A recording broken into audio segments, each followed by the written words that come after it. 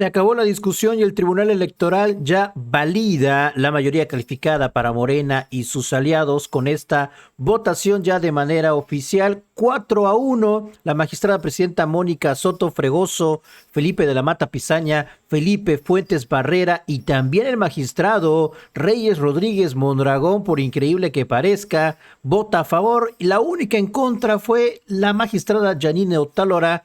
Y vamos con la información, pregoneros, porque así se pararon en el Tribunal Electoral en esta sesión para ya definir esta mayoría calificada de Morena y de sus aliados, y también para desmentir a Xóchitl y a todo el PRIAN todas estas calumnias y mentiras de que esto es un fraude a la Constitución, un fraude al voto de los ciudadanos.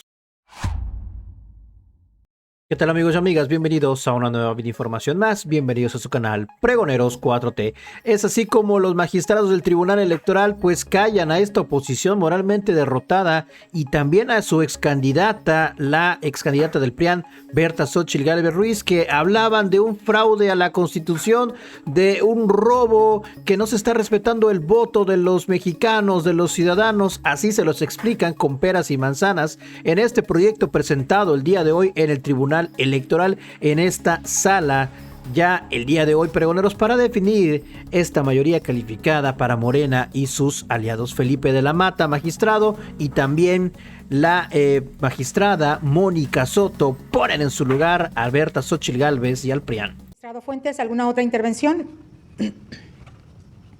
No habría más intervenciones. Yo quisiera nada más cerrar y tal vez dirigirme o tratar de hacerlo de una manera más, con un lenguaje un poco más ciudadano, para responder también algunas preguntas y algunas falacias que están en el ambiente tanto electoral como académico, como, y que han llegado a transmitirse a través de los medios de comunicación social. Quisiera rápidamente hacer como un breve resumen de algunas preguntas básicas. Y pudiera decir que, ¿por qué la representación proporcional es importante? ¿Qué significa? Pues primero, porque se integra una parte de la Cámara de Diputaciones, y me referiré solo a ellas, con 200 curules de representación proporcional, de los 500 que lo completan. 300, repito, se votan de manera directa y los otros 200 resultan, valga la redundancia, del resultado de la decisión ciudadana y aplicando la misma fórmula para todos. ¿A quién se le reparten o se le distribuyen o se le asignan diputaciones de RP? A todos los partidos políticos que hayan contendido y que hayan pasado el 3% de la votación. ¿Cómo? Pues como lo establece la Constitución, con una fórmula que es igual para todos. ¿Son las mismas reglas para todos? Sí. ¿Desde cuándo? Por lo menos desde 2009, hace 5 elecciones. ¿Por qué unos partidos políticos tienen más diputados de representación proporcional que otros si la fórmula es la misma para todos?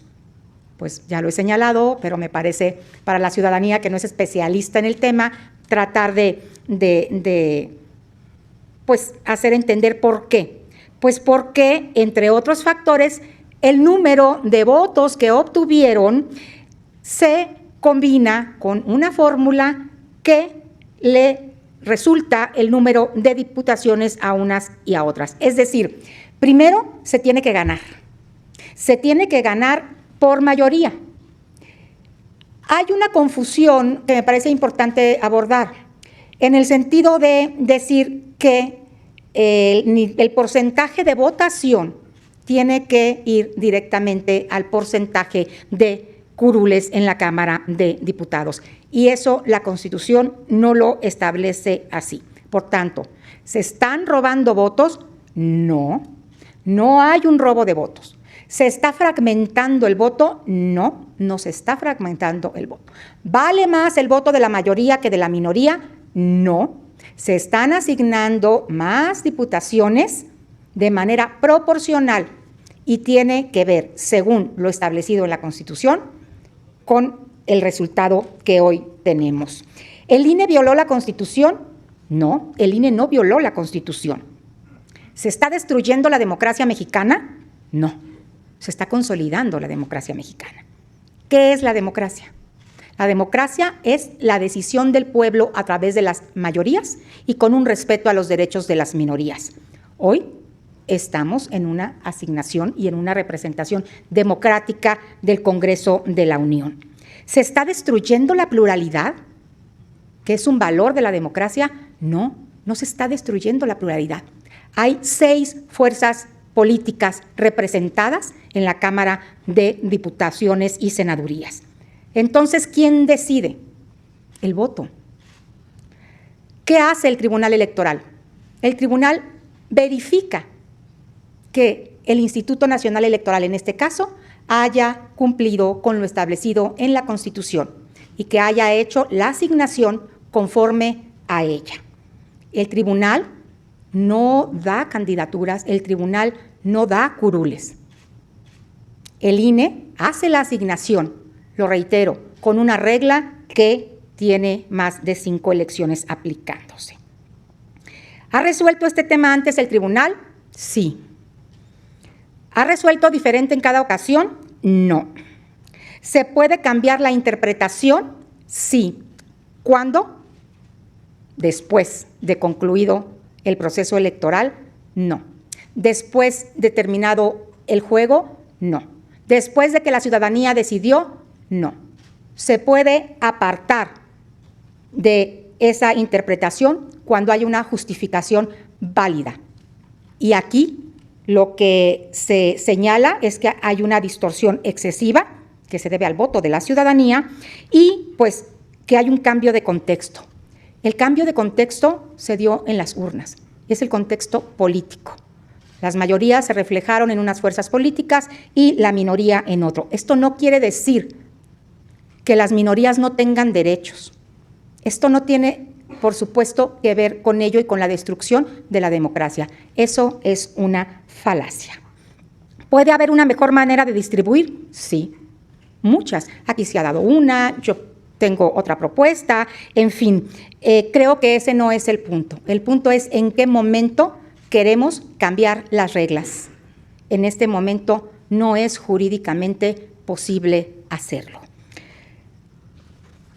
Reitero, el Tribunal Electoral del Poder Judicial de la Federación es una institución mexicana consolidada, última instancia en el país en materia electoral.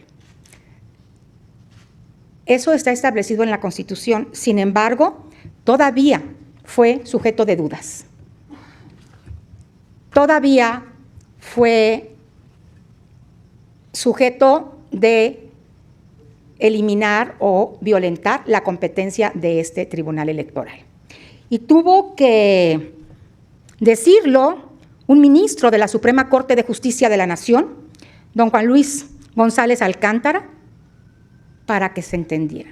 El Tribunal Electoral del Poder Judicial de la Federación es la última instancia en materia electoral en el país. Reconozco al señor ministro que haya hecho esta aclaración pertinente y fundamental. Los temas electorales, la justicia electoral está en esta sede. Sería hasta ahí mi intervención. ¿Alguna otra intervención? Adelante, magistrado Reyes Rodríguez Mondragón. Sí, Presidenta, quisiera regresar al tema de la omisión legislativa. El proyecto no solo es respetuoso de la Constitución, también es razonable en términos democráticos y es fiel a los precedentes de este Tribunal Electoral. A continuación explicaré brevemente las razones que se encuentran en él y utilizaré también una presi. Primero, el sistema mexicano no es de proporcionalidad pura.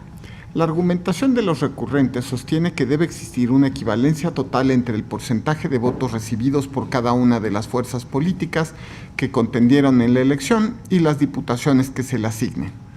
Su lógica es: si la coalición obtuvo el 54.69% de los votos, le corresponde exactamente el mismo porcentaje de curules en la Cámara, no más, no menos. A esto en la doctrina de la teoría política se le conoce como un sistema de representación proporcional pura. No obstante, la configuración del sistema electoral mexicano no es de este tipo. En México contamos con un sistema mixto con prevalencia del principio mayoritario, en el cual se admite un cierto grado de distorsión entre votos y extraños, dentro de los márgenes permitidos por la propia Constitución.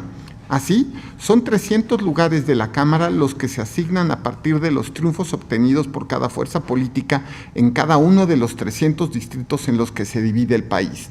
Los otros 200 escaños se otorgan tomando en cuenta el porcentaje de votación obtenido por cada partido. Esto garantiza representatividad de todas las expresiones políticas, aunque no hayan obtenido el triunfo en sus respectivos distritos. Sin embargo, esta representatividad no tiene por qué ser exactamente equivalente al porcentaje de los votos obtenidos. Incluso, las propias reglas del sistema establecen que es jurídicamente válido que cada partido esté sobre o subrepresentado en 8 puntos en relación con el porcentaje de votación nacional que haya obtenido. Por lo tanto, la pretensión de los recurrentes de que se obtenga una Cámara de Diputaciones con una representatividad proporcional pura parte de una premisa falsa. Nos guste o no, nuestro modelo actual no es proporcionalidad pura, sino mixto. ¿Se podrá cambiar para 2027? Ciertamente sí, pero hasta entonces, mientras la Constitución, la ley y los precedentes no cambien, el deber de las autoridades electorales es el de aplicar las actuales reglas del juego. El segundo tema, que es el límite a la sobrerepresentación. Otro de los argumentos de los recurrentes sostiene que el límite a la sobrerepresentación de cada fuerza política en la Cámara de Diputaciones debe entenderse a partir de la coalición por la cual compitieron y no por cada partido en lo individual.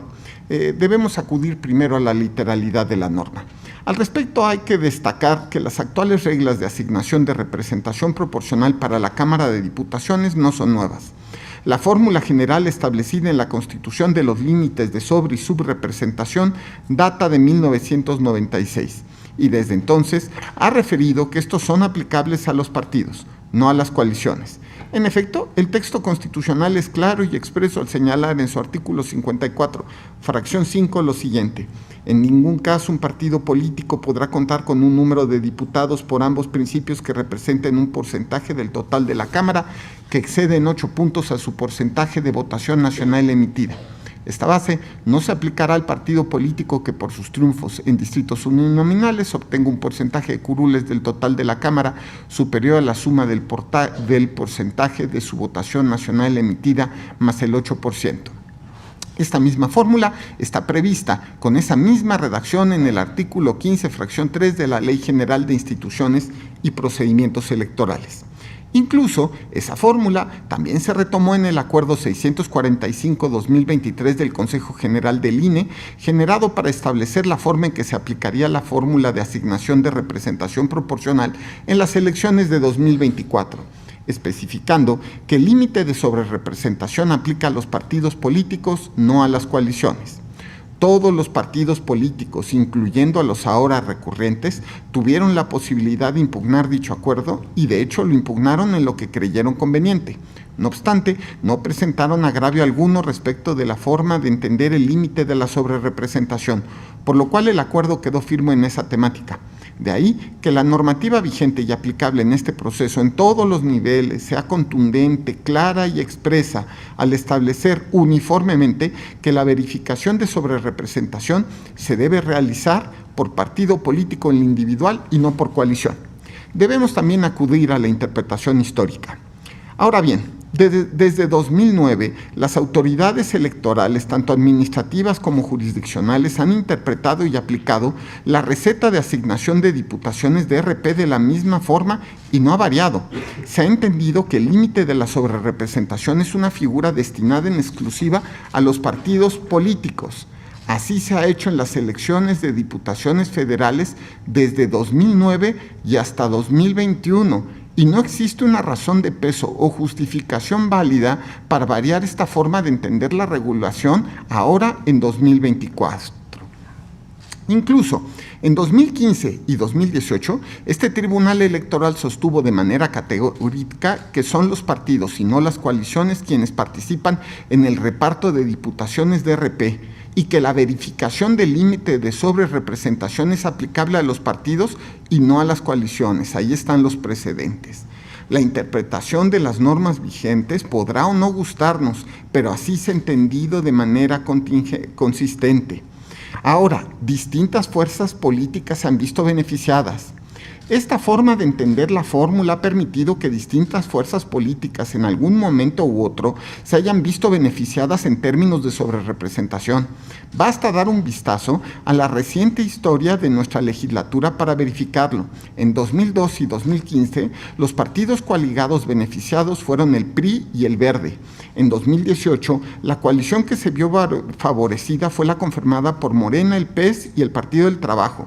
En todos esos casos, el resultado de la asignación de diputaciones fue producto de un actuar imparcial y objetivo por parte de la autoridad encargada de la organización de las elecciones y de este propio Tribunal Electoral en la interpretación y aplicación del límite a la sobrerepresentación en términos de partidos y no de coaliciones. Lo anterior evidencia que la manera de comprender el contenido y los alcances de la regulación ha sido claro y consistente, y jamás ha dependido ni dependerá de la conveniencia del resultado o de los intereses partidistas. Son los votos de la ciudadanía y la misma fórmula de representatividad los únicos elementos que históricamente se han encargado de determinar la composición de la Cámara de Diputaciones. El Tribunal Electoral, como guardián constitucional de la materia y árbitro imparcial, se ha encargado de garantizar que ello sea fielmente respetado. Por lo tanto, lo que el proyecto propone no es más que la materialización de la Constitución, tal y como se ha venido haciendo sin variaciones desde 2009. Pero en este caso, no es la norma ni su interpretación, sino el resultado que de ello se obtiene, lo que probablemente molesta a los actores.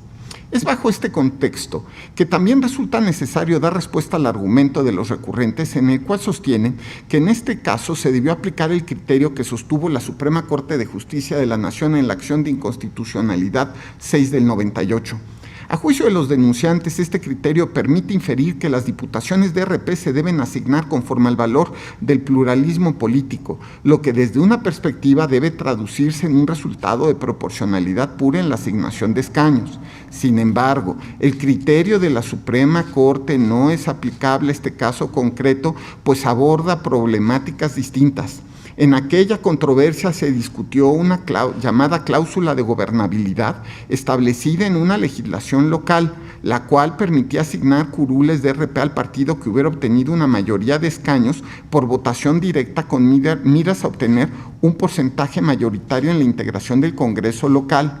En este caso, la discusión versa sobre el límite de sobrerepresentación de las fuerzas políticas, temática que no fue abordada en forma alguna por la Suprema Corte.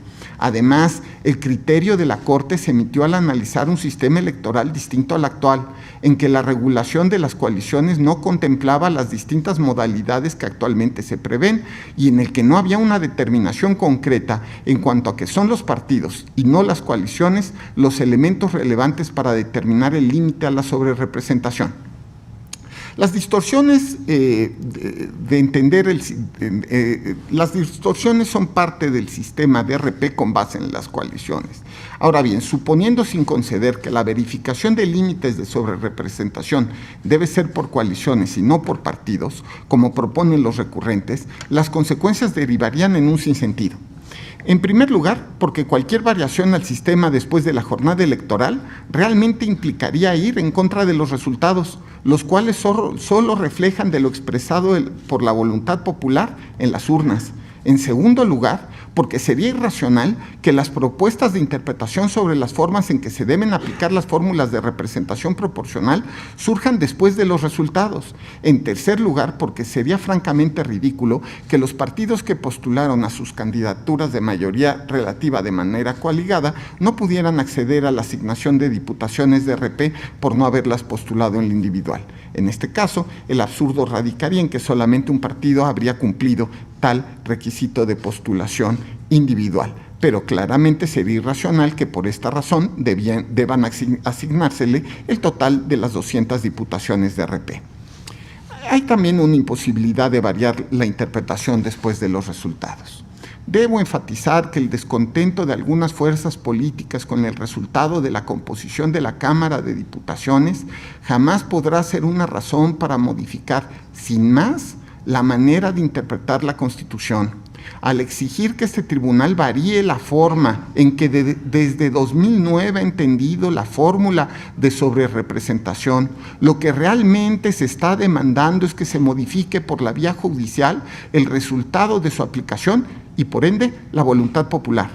Una exigencia que, dicho sea de paso, se generó hasta que algunos partidos vieron que el resultado de la elección no les fue favorable a sus intereses. Así, lo que en realidad se busca es cambiar las reglas del juego una vez que este ya se jugó y que se obtuvo un resultado que simplemente no les gustó a algunos actores. En cualquier evento de carácter deportivo esto sería absurdo e inconcebible. En el juego de las elecciones democráticas la misma lógica aplica.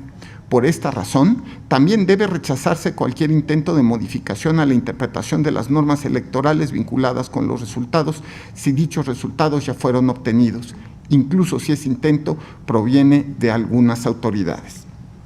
La defensa de la certeza es una garantía democrática. Es bajo este contexto que quisiera recordar que la continuidad en la aplicación de los precedentes judiciales en materia electoral es también una forma de respeto a la democracia. Para el sistema de justicia electoral, la certeza y la seguridad jurídica son pilares fundamentales que contribuyen a la equidad de la contienda. Estos principios garantizan que los casos iguales sean tratados de la misma manera, con independencia de quienes sean los actores políticos que pudieran resultar beneficiados o perjudicados con ello. La vinculación del precedente asegura la igualdad en la interpretación, la aplicación de la ley garantizando una cancha pareja para los contendientes. Al mismo tiempo, hace previsibles las decisiones de las autoridades judiciales y evita cualquier clase de sospechosismo que pudiera generarse al variar el criterio sin alguna razón que lo fundamente. Es por ello tan importante que este Tribunal Electoral mantenga el criterio que ha venido sosteniendo sin variaciones de manera consistente desde el año 2009. Esto es, que el texto constitucional dispone que el límite de la sobrerepresentación es aplicable a los partidos, no a las coaliciones.